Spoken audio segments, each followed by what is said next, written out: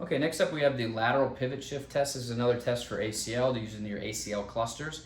Basically what we're going to do is try to recreate the mechanism of injury which occurs during an open field, non-contact ACL injury, which is a combination of dynamic knee valgus and knee flexion. And so sometimes what happens is the cleats can get stuck in the ground, or they can be a twisting mechanism of the knee where you get this twist and anterior translation of the tibia, which tears the ACL. So we're trying to recreate that here passively on the table.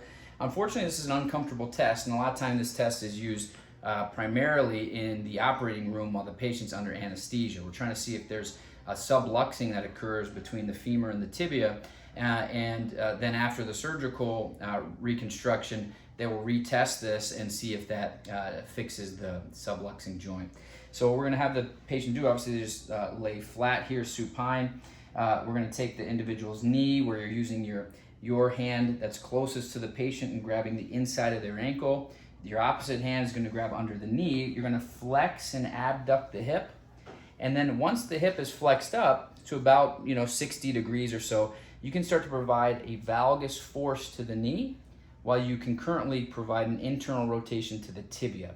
So once you're there, then you'll drop the knee back into extension, and what we're assessing here is when that happens, do they get a clunk or a very uncomfortable sensation of pain.